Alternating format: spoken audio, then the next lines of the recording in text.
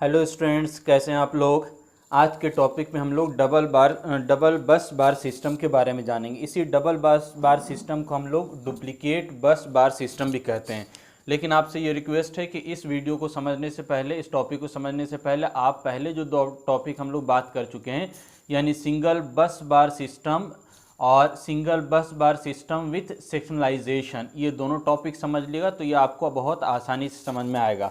आइए देखते हैं हम लोग इस टॉपिक के बारे में बात करते हैं। वीडियो पूरा देखिएगा, आपको बहुत अच्छे तरीके से समझ में आएगा। इस वीडियो में हम लोग सारे इसका ऑपरेशन और हमारे पास बस कपलर का क्या काम होता है और स्पेयर बस का क्या काम होता है, सारी बात हम लोग करेंगे इसके अंदर। तो आइए समझते हैं हम लोग। तो इस डबल बस बार सिस्टम को हम लोग डुप्लीकेट बस बार सिस्टम भी कहते हैं, यानी इसके अंदर दो बस हम लोग यूज़ करेंगे। एक हमारे पास मेन बस कहलाएगा और दूसरा जो बस होगा इसको हम स्पेयर बस भी कहते हैं और इसी को डुप्लीकेट बस भी कहा जाता है। ठीक है, तो हमारे पास मेन बस बार एक हो गया और दूसरा हमारा स्पेयर बस बार या डुप्लीकेट बस बार हो गया। ठीक है, तो सबसे पहले ये समझ ली कि हम लोग दो बस बार का यूज़ क्यों करते हैं। इससे पहले जो बस बार सिस्टम हम लोग बात किया था, सिंगल बस बार अरेंजमेंट और हमारा सिंगल बस बार अरेंजमेंट विथ सिग्नलाइजेशन, तो उसमें हम लोग पहले जो हम लोग को जैसे जैसे वोल्टेज रेटिंग बढ़ा रहे हैं हम लोग, वहाँ पर क्या हो रहा है, हमारे पास उतना ज़्यादा हमको रिलायबिलिटी ज़्यादा चाहिए। ठीक है, तो उसके लिए हमारे पहले वाले केस में हमने देखा था कि हमारे पास अगर एक ही बस बार हम लोग यूज़ कर रहे थे, सिंगल बस बार, तो अगर इस बस बार में हमको कोई मेंटेनेंस का काम करना हो रहा था तो हम पूरे बस बार को, हमारे पूरे स्टेशन को क्या करना हो रहा था, शट डाउन करना हो रहा था। तो इसी को रेक्टिफाई करने के लिए, इम्प्रूव करने के लिए हम लोग क्या किए थे, बस बार को, सिंगल बस बार अरेंजमेंट को दो पार्ट में हम लोग बांट दिया था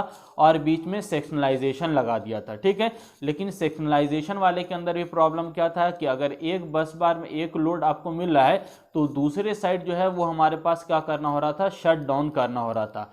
ठीक है, तो आप एक साइड तो आप मेंटेनेंस का काम कर पा रहे थे उसमें, लेकिन दूसरे साइड आपको क्या करना हो रहा था, शट डाउन करना हो रहा था। यानी एक साइड के आपका जो लोड कनेक्टर था उसको सप्लाई नहीं मिल पा रही थी। तो उसी चीज़ को रेक्टिफाई करने के लिए, यानी कोई भी लोड हो, नंबर ऑफ लोड कितना भी हो, सबको कंटिन्यूअस सप्लाई मिलता रहे। यदि हमको कोई मेंटेनेंस का काम करना है तो मैं बस के अंदर, तो आप बस के अंदर अगर मेंटेनेंस का काम कर रहे हैं तो भी आपके लोड को, कंज्यूमर को कंटिन्यूअस सप्लाई मिलेगी यदि आप क्या कर रहे हैं, स्पेयर बस या डबल बस बार सिस्टम का यूज कर रहे हैं तो। ठीक है, आइए समझते हैं क्या क्या चीज़ हम लोग लगाए हुए हैं। तो इसके अंदर नाम से पता चल रहा है, डबल बस का मतलब दो बस बार सिस्टम लगाए, दो बस लगाए हुए हैं। और जनरली डबल बस का यूज़ हम लोग क्या करते हैं, 66 kV सब स्टेशन के लिए यूज़ किया जाता है। यानी हम लोग पहला वाला जो सिंगल बस बार था वो 11 kV के लिए प्रीफर कर रहे थे और सेक्शनलाइजेशन वाले को 33 kV के लिए, और हमारे पास डबल बस बार सिस्टम को हम लोग 66 kV के लिए प्रीफर करेंगे। ठीक है, या इससे हायर रेटिंग होगा तो भी हम लोग इस डबल बस बार सिस्टम को प्रीफर करते हैं। तो इसमें दो बस हम लोग यूज़ कर रहे हैं, एक बस 1 और दूसरा बस 2। ठीक है, पहला जो बस होता है इसको मेन बस कहते हैं और दूसरा जो बस होता है इसको हम लोग स्पेयर बस या डुप्लीकेट बस कह रहे हैं। दोनों में कोई अंतर नहीं है, दोनों बिल्कुल आइडेंटिकल सेम होता है। ये नहीं समझिएगा मेन बस है तो इसका कुछ ज़्यादा एडवांटेज है, नहीं, बल्कि दोनों हमारा बस जो है वो सेम हमारी रेटिंग का होता है, सेम लोड कैरी कर सकता है। यानी जितना भी आपका स्टेशन का लोड है वो हमारा स्पेयर बस भी कैरी कर सकता है या मेन बस बार भी कैरी कर सकता है। लेकिन जनरली हम लोग क्या करते हैं, किसी एक बस पे लोड दिए हुए होते हैं और उसी बस को हम क्या कहते हैं, मेन बस कहते हैं। और हमारा स्टैंड बाई के अंदर हम लोग इमरजेंसी के लिए या मेंटेनेंस पर्पस हमको करना हो मेन बस में, तो हम बस को, यानी जितना भी लोड हम उसको सेकंड साइड शिफ्ट कर देते हैं दूसरे बस में, जिसको हम स्पेयर बस या डुप्लीकेट बस करें। सेम आप उल्टा भी कर सकते हैं, यानी इसको आप मेन बस मान लीजिए और इसको क्या मान लीजिए आप स्पेयर बस मान के, यानी आप मेनली तौर से आप इसमें सारा सप्लाई कनेक्ट कर सकते हैं और मेंटेनेंस करते समय आप लोड को वहां पर शिफ्ट कर सकते हैं। तो किसी को भी आप मेन बस ले सकते हैं। हम मान के चल रहे हैं कि ऊपर वाला हमारा मेन बस है, यानी जनरली हमारा जितना कनेक्शन होगा इस बस से साथ होगा और ये वाला हमारा स्टैंड बाई कंडीशन में रखा हुआ होगा। और हम क्या करेंगे, यदि लोड शिफ्ट करना है तो, यानी हमको मेंटेनेंस का काम इस बस के अंदर करना है, तो हम क्या करेंगे, इस लोड को हम लोग डुप्लीकेट बस में शेयर करेंगे, डुप्लीकेट बस पे ट्रांसफ़र करेंगे। अब एक इंपॉर्टेंट चीज़ है कि जब हम लोड को यहाँ से यहाँ ट्रांसफ़र कर रहे हैं तो बीच में कोई सप्लाई कट नहीं होनी चाहिए। तो उसी सप्लाई इंटरप्शन को रोकने के लिए हम लोग क्या करते हैं, एक अरेंजमेंट का यूज़ करते हैं। इसी अरेंजमेंट को हम क्या कहते हैं, बस कपलर कहते हैं, यानी दोनों बस को जोड़ने वाला। और इसी बस कपलर की सहायता से हम यहाँ से सप्लाई को यहाँ पर ट्रांसफ़र करेंगे और इस ट्रांसफॉर्मेशन में, इस इलेक्ट्रिकल सप्लाई के ट्रांसफॉर्मेशन में कोई भी इलेक्ट्रिकल सप्लाई डिस्टर्ब नहीं होगी, यानी जो आउटगोइंग सर्किट है या लोड है इसको कंटिन्यूअस सप्लाई मिलता रहेगा, इसमें कोई भी इंटरप्शन नहीं आएगा। ठीक है, तो इक्विपमेंट आपको सारा पहले से मालूम है, हमने सर्किट ब्रेकर लगाया है, करंट ट्रांसफार्मर लगाया है, आइसोलेटर लगाया हुआ है, यहाँ पर भी ऊपर में भी आइसोलेटर लगा है, क्योंकि हमारे पास जो सर्किट ब्रेकर होता है इसके दोनों साइड हम लोग आइसोलेटर लगाते हैं। ये लाइटनिंग अरेस्टर हमने लगाया है प्रोटेक्शन, लाइटनिंग से प्रोटेक्शन के लिए बस 1 के साथ भी होगा और बस 2 के साथ भी होगा। ठीक है, और बस 1 का मतलब ये सारा 3 फेज बात है। सिंपल डायग्राम बनाने के लिए हम लोग सिंगल दिखाए हुए हैं, लेकिन एक्चुअल में ये 3 फेज होगा, यानी आर के लिए भी हमारा बस होगा, वाई के लिए अलग बस और हमारा बी के लिए अलग, और सबको सेपरेट लाइटनिंग अरेस्टर भी होगा। ठीक है, लेकिन सिंप्लीफाई समझ जाएंगे तो आप आसानी से उसको भी समझ जाएंगे। आइए समझते हैं अब ऑपरेशन किस तरह से होगा। ठीक है, तो अगर मान के चलिए हमको सप्लाई, इनकमिंग सप्लाई देना है, इनकमिंग कितना जा रहा है 66 kV हमको इनकमिंग है, और आउटगोइंग हमको कितना मिलेगा 11 kV। यहाँ पर स्टेप डाउन ट्रांसफार्मर हम लगाए हुए हैं जो 66 kV से 11 kV के अंदर हमारे पास ट्रांसफॉर्म करेगा, या स्टेप डाउन करेगा। ठीक है, ऑपरेशन समझिए किस तरह से ऑपरेट होता है, और यही मेनली हमको समझना है ऑपरेशन किस तरह से काम कर रही है। तो जनरल इन्फॉर्मेशन हो गया जो बुक के अनुसार आपको समझ में आ रहा होगा, बुक में सारी बात दी हुई है। लेकिन अब जो समझाने जा रहे हैं, यानी ऑपरेशन जो बुक के अंदर एक्सप्लेन नहीं किया हुआ है, लेकिन फिर भी हम समझाने का प्रयास कर रहे हैं किस तरह से ये वर्क कर रहा है। ठीक है, तो आइए देखते हैं, समझते हैं। तो अब अगर मान लीजिए आइसोलेटर यहाँ से आपको सप्लाई देना है, तो हम क्या करेंगे, अब यहाँ से ध्यान से समझिएगा आइसोलेटर का ऑपरेशन और सर्किट ब्रेकर का ऑपरेशन को। अभी मान के चलिए सारा सर्किट ब्रेकर और आइसोलेटर आपका ओपन है, यानी कोई भी सप्लाई किसी भी बस बार के अंदर सप्लाई नहीं जा रही है, लेकिन मेन बस बार के अंदर नॉर्मली कनेक्ट होता है। तो हम क्या करने जा रहे हैं, मेन बस बार को सप्लाई देने जा रहे हैं। तो इनकमिंग आई हुई हमारे पास, और इनकमिंग की सहायता से हम मेन बस बार को सप्लाई देंगे। और यहाँ पर दो आइसोलेटर लगा हुआ है, सर्किट ब्रेकर लगा हुआ है।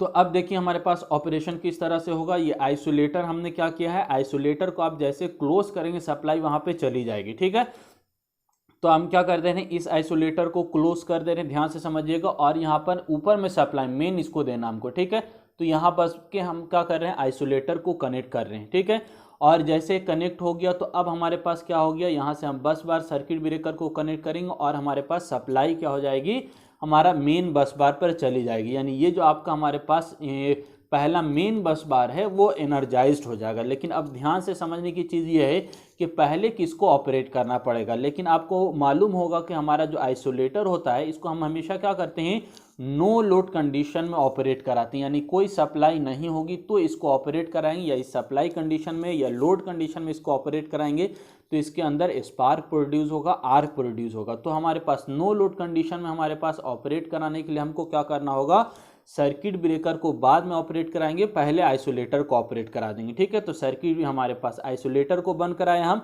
अब देखिए आइसोलेटर बंद किया हमने, क्लोज किया, तो ये नो लोड कंडीशन है या लोड कंडीशन में है। तो आप देख रहे होंगे कि हमने आइसोलेटर सर्किट ब्रेकर का जो कॉन्टैक्ट है वो क्या है, ओपन है।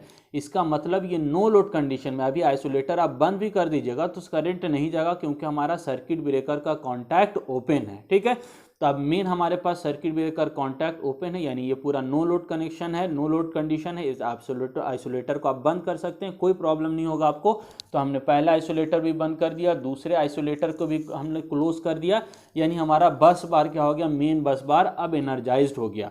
अब हम दूसरा आउट गोइंग को कनेक्शन, या ये वाला आउट गोइंग आप ले लीजिए, इस आउट गोइंग को सप्लाई हमको देना है। ठीक है, तो दो इनकमिंग हम लोग लगाते हैं और दो आउटगोइंग लोड हमने दिखाया है। दो इनकमिंग इसलिए लगाते हैं ताकि हमारा एक अगर हमारा काम करना बंद कर दे तो दूसरे से कंटिन्यूअस हमको सप्लाई मिल सके। दो लोड हमने दिखाया, आप दो लोड की जगह 3 लोड भी दिखा सकते हैं, 4 लोड भी दिखा सकते हैं, कोई प्रॉब्लम नहीं हमको। यानी जो इनकमिंग आ रहा है उसके रेटिंग के अनुसार नंबर ऑफ लोड कनेक्ट कर सकते हैं। लेकिन हम एक चीज़ को पहले, एक लोड को समझिए। आप मान के चलिए ये वाला लोड हम सिर्फ फोकस कर रहे हैं और एक ही इनकमिंग को फोकस कीजिए। ठीक है, इस पे ऑपरेशन समझ में आ जाएगा तो सारा चीज़ आपको दूसरा भी समझ में आ जाएगा, सेम है। तो हमने यहाँ से सप्लाई दे दिया है, ये मेन बस बार आपका एनर्जाइज्ड हो गया। अब इसको भी एनर्जाइज यानी लोड को सप्लाई देना, तो लोड को सप्लाई करने के लिए क्या करेंगे हम, यहाँ के आइसोलेटर को आप क्लोज करा दिया, यहाँ से सप्लाई क्या हो गई हमारे यहाँ पास आ गई। अब आप क्या कर देंगे, अब हमको क्या करना है, एनर्जाइज्ड करना है इस पूरे लोड को। अभी तक सप्लाई नहीं है क्योंकि सर्किट ब्रेकर का कॉन्टैक्ट क्या है, ओपन है। तो आप क्या कर दीजिए, आप सर्किट ब्रेकर के कॉन्टैक्ट को ये वाला आप क्लोज करा दीजिए और हमारे पास इनकमिंग की जो सप्लाई है इसको क्लोज करा दीजिए। अब सर्किट ब्रेकर को जैसे क्लोज कराइएगा तो क्या होगा, ये लोड कंडीशन में ऑपरेट, यानी सारा चीज़ तो पहले से बंद था। जैसे सर्किट आपने कॉन्टैक्ट को क्लोज किया, हमारे पास मेन सप्लाई क्या हो गई, 66 kV की सप्लाई हमारा मेन बस बार में गया और वहाँ से होता हुआ लोड के पास चला गया।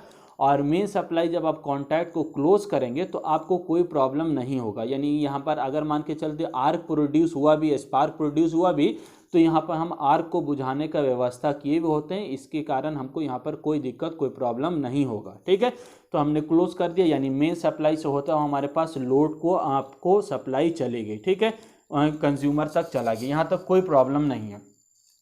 अब मेन चीज़ हमको जो इस डायग्राम के अंदर समझना है वो समझना है बस कपलर का क्या काम है, यानी हम लोग बस में ट्रांसफ़र किस तरह से कर रहे हैं, सप्लाई को किस तरह से ट्रांसफ़र कर रहे हैं। तब उसको आप ध्यान से समझिएगा। यह वाला पोर्शन आपका, ये वाला हम लोग पोर्शन दिखाए हुए हैं, ये इनकमिंग और यहाँ पर कनेक्शन है। अब हमको ये मेन बस बार एनर्जाइज, सेकंड बस बार के अंदर कोई भी अभी सप्लाई नहीं हुई है। अभी देखिए यहाँ पर भी कॉन्टैक्ट ओपन, यहाँ पर भी कॉन्टैक्ट ओपन है, यहाँ पर भी कॉन्टैक्ट ओपन है, आइसोलेटर ओपन है। तो यहाँ सेकंड बस बार यानी डुप्लीकेट बस बार के अंदर कोई भी सप्लाई नहीं गई हुई है, यानी हमारे पास सेकंड बस बार डुप्लीकेट बस बार अभी डी एनर्जाइज्ड है। लेकिन अब हमको मान के चलिए फर्स्ट बस बार जो है यहाँ से सप्लाई को ट्रांसफ़र करना है और सेकंड बस बार के अंदर भेजना है। और भेजते समय इस बात का हम लोग को ध्यान रखना है कि लोड जो कंज्यूमर है उसको कोई डिस्टर्बेंस नहीं हो, उसका सप्लाई कट नहीं हो। ये किस तरह से करेंगे हम लोग, उसको आप ध्यान से समझिए। ठीक है, तो अब हमको मान के चलिए कि हम मेन बस बार लगाए हुए हैं और यहाँ से सप्लाई को ट्रांसफ़र कर रहे हैं। अब हमको यहाँ से करना है सेकंड बस बार को एनर्जाइज करना। तो आप क्या कर सकते हैं, पहला ऑप्शन तो है, तो आप ये क्या करेंगे, इस कॉन्टैक्ट को ध्यान से देखिएगा। यहाँ पर हमने क्या किया, आइसोलेटर को क्लोज कर दिया। जैसे आइसोलेटर को क्लोज किया आपने तो सप्लाई यहाँ से आए और यहाँ से आने के बाद ये भी क्या कर दिया, इसको एनर्जाइज्ड कर दिया। इधर भी ऊपर भी जा रहा था, ये भी एनर्जाइज्ड हो गया, दोनों पैरेलल में कनेक्ट हो गया और आपका सेकंड बस बार भी एनर्जाइज्ड हो गया। ठीक है, और उसके बाद हम क्या कर दें, इसको ओपन कर देंगे और ओपन कीजिएगा तो फिर क्या होगा, यहाँ से सप्लाई अब यहाँ पर आ गई, यानी डुप्लीकेट बस बार आपका क्या हो गया, एनर्जाइज्ड हो गया। लेकिन अब क्वेश्चन यहाँ पर मेन समझना है कि क्या ऐसा करना हमारे पास सही होगा। तो अगर हम ऐसा कर देते हैं तो फिर बस कपलर का क्या यूज़ रह गया। तो हम लोग प्रैक्टिकली ऐसा नहीं करते, इस चीज़ को ध्यान से समझिए। अब हम लोग ऐसा नहीं करते। अगर आप डायरेक्टली इसको क्लोज कर दीजिएगा आप, या इसको ओपन करा दीजिएगा डायरेक्ट, तो क्या होगा, हमारे पास स्पार्क प्रोड्यूस होगा और ये आपका क्या कर रहा है, वर्क जो हो जा रहा है ये लोड कंडीशन में वर्क हो रहा है। और हमको क्या करना है, नो लोड कंडीशन में वर्क कराना है, यानी हमारे पास सप्लाई के अंदर कोई इंटरप्शन नहीं हो। ठीक है, तो अगर मान के चलिए डायरेक्ट हम इसको क्लोज करा देंगे तो क्या होगा, यहाँ पर स्पार्क प्रोड्यूस हो सकता है और ये लोड कंडीशन में काम करेगा। ठीक है, लेकिन हमको ऐसा नहीं करना है, लोड कंडीशन में इसको ऑपरेट नहीं कराना है, नो लोड कंडीशन में इसको ऑपरेट कराना है। ठीक है, तो उसके लिए हम लोग पहले जैसे सप्लाई जा रही थी इसके पास, यहाँ से जाने दिया इसको हम, और यहाँ से आने के बाद बस कपलर को ऑपरेट कराएंगे। ठीक है, बस कपलर को ऑपरेट कराने के लिए हम क्या कर रहे हैं, यहाँ पर का जो आइसोलेटर है, यह आइसोलेटर को हम क्या कर रहे हैं, क्लोज कर दें, और यहाँ पर के आइसोलेटर को भी हम क्लोज कर दे रहे हैं। तो अब बोलेंगे आप फिर से आइसोलेटर को आपने क्लोज किया तो क्या ये लोड कंडीशन में हुआ, तो आंसर होगा कि नहीं, ये लोड कंडीशन में नहीं हुआ क्योंकि अभी हमारा सर्किट ब्रेकर का कॉन्टैक्ट ओपन है। ठीक है, तो हमने आइसोलेटर को पहले ऑपरेट करा दिया है नो लोड कंडीशन में। अब हम क्या करेंगे, सर्किट ब्रेकर के कॉन्टैक्ट को क्लोज करेंगे। अब जैसे सर्किट ब्रेकर के कॉन्टैक्ट को ऑपरेट कराया तो ये लोड कंडीशन में हुआ, यहाँ पर स्पार्क प्रोड्यूस हो सकता है, आग लग सकता है, कुछ भी होगा, लेकिन इसके अंदर हम लोग क्या करते हैं, आग क्वेंचिंग व्यवस्था किए हुए हैं, यानी आग को बुझाने की व्यवस्था किए हुए हैं। आग को बुझाने के लिए हम लोग ऑयल का यूज़ करते हैं, SFCs का यूज़ करते हैं। तो कोई भी स्पार्क प्रोड्यूस होगा उसको आसानी से यहाँ पर बुझाया जाएगा, यानी सर्किट ब्रेकर को कोई टेंशन लोड कंडीशन में नहीं होगा, ये आसानी से ऑपरेट करेगा। ठीक है, तो जैसे आपने आइसोलेटर को पहले ऑपरेट करा, उसके बाद सर्किट ब्रेकर के कॉन्टैक्ट को ओपन किया और कॉन्टैक्ट कराने के बाद आपका क्या हो गया, ये वाला जो सेकंड बस बार था, डुप्लीकेट बस बार या स्पेयर बस बार, ये एनर्जाइज्ड हो गया। ठीक है, अब हमको क्या करना, पहला वाला भी अभी एनर्जाइज्ड है और सेकंड वाला भी एनर्जाइज्ड है, लेकिन अब हमको सेकंड वाले को डी एनर्जाइज करना है, फर्स्ट वाले को डी एनर्जाइज करना और इसको रहने देना है। ठीक है, तो अब हम सप्लाई को, लोड को क्या करेंगे, यहाँ पर ट्रांसफ़र करेंगे। अभी लोड हमारा ऊपर में कनेक्टेड है, अब लोड को हम यहाँ पर शिफ्ट कर रहे हैं सेकंड वाले बस बार में। तो अब देखिए यहाँ पर हम सेकंड वाले बस बार के साथ शिफ्ट करेंगे तो क्या होगा, ये वाले स्विच को हमको आइसोलेटर को क्लोज करना होगा। ठीक है, आइसोलेटर को क्लोज करने यानी हमारा लोड को ऑपरेट करने से पहले, ये वाला आइसोलेटर को ऑपरेट करने से पहले आप इनकमिंग के आइसोलेटर को आप ऑपरेट करा दीजिए आप। ठीक है, ये वाला भी आपका एनर्जाइज्ड है, ऊपर वाला भी एनर्जाइज्ड है। अब इसको आप ऑपरेट करा सकते हैं। अब इसको आप ऑपरेट करा दे, ये क्लोज हो गया। तो अब इस स्थिति में क्या हो गया, आपका दोनों बस बार एनर्जाइज्ड पहले से था, आपने इसको क्लोज कराया। ठीक है, अब यहाँ पर आप देखकर ध्यान से समझिए कि अब जो ऑपरेशन हुआ है, आइसोलेटर को हमने ऑपरेट कराया है, क्या ये लोड कंडीशन में है या नो लोड कंडीशन में है? तो आंसर होगा लोड ही कंडीशन में है, लेकिन यहाँ पर स्पार्क प्रोड्यूस नहीं होगा क्योंकि हमने क्या किया हुआ है, पहले से एक बहुत आसान कंडक्टिंग पाथ इसको प्रोवाइड किया हुआ है। सपोज अगर मान के चलिए हमने कोई कंडक्टर सप्लाई जा रही है यहाँ से, और सप्लाई जाने के लिए मेरे पास एक स्विच यहाँ पर हम लोग लगाए हुए हैं और दूसरा स्विच यहाँ पर हम लोग लगाए हुए हैं। ठीक है, तो अगर मान के चलिए एक स्विच पहले से क्लोज हमारे पास बिल्कुल जस्ट इसके बगल में, और इसको आप ओपन या क्लोज कराते हैं तो इस पर कोई बहुत ज़्यादा इफेक्ट एंड स्ट्रेस नहीं पड़ेगा क्योंकि इसके पास ऑलरेडी क्या है, एक अच्छा कंडक्टिंग पाथ अवेलेबल है। ठीक है, तो इस स्थिति में क्या होगा, यहाँ पर अगर ऑपरेट कराते हैं आप तो स्पार्क प्रोड्यूस नहीं होगा क्योंकि आर्क प्रोड्यूस नहीं होगा लगभग, क्योंकि करंट जैसे ही यहाँ पर आपने ओपन किया, करंट ये वाला पाथ चूज कर लेगा क्योंकि यहाँ पर लो रेसिस्टेंस पाथ पहले से ही इसको अवेलेबल है। ठीक है, तो सेम यहाँ पर हम लोग बस कपलर की सहायता से ये वाला पाथ इसको पहले से मिला हुआ था, अब आइसोलेटर को आपने क्लोज करा दिया तो यहाँ पर कोई स्ट्रेस इसको नहीं पड़ेगा क्योंकि पहले से ये एनर्जाइज्ड इसके माध्यम से था। सिमिलरली आप लोड वाले को भी क्या कर दी, इसको भी क्लोज कर दी, इसको भी कोई स्ट्रेस नहीं पड़ेगा क्योंकि यहाँ से कनेक्शन पहले से सप्लाई एनर्जाइज थी।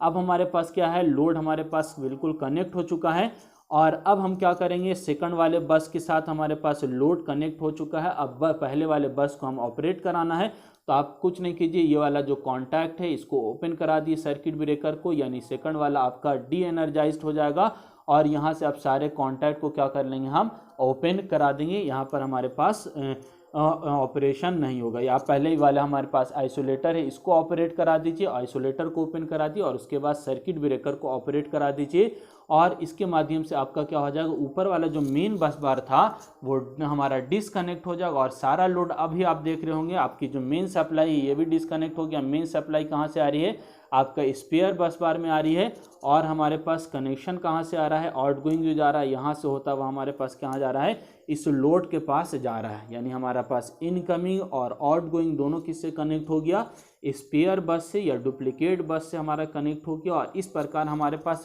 बिना लोड को कोई डिस्टर्ब किए हुए, लोड में कोई इंटरप्शन भी नहीं हुआ, और लोड हमारे पास क्या हो गया, मेन बस बार से स्पेयर बस बार में शिफ्ट हो गया है। बस कपलर की सहायता से ना कोई स्पार्क प्रोड्यूस होगा, ना हमारे पास आर्क प्रोड्यूस होगा, और ना ही लोड को कोई डिस्टर्ब होगा, और हमारे पास मेन बस बार से सेकंड बस बार या हमारा स्पेयर बस बार में लोड शिफ्ट हो जाएगा। तो इस प्रकार हम लोग इस डबल बस बार सिस्टम का यूज़ करते हैं हायर वोल्टेज के लिए, यानी 66 kV के लिए या उससे एबव रेटिंग के लिए। आई होप आपको ये सारा चीज़ समझ में आया होगा। अगर हमारे इस चैनल पर नए हैं तो इसको सब्सक्राइब कीजिए, वीडियो को लाइक कीजिए एंड अपने फ्रेंड को शेयर कीजिए, और ये वीडियो आपको कैसा लगा कमेंट बॉक्स में ज़रूर बताइए। Thank you.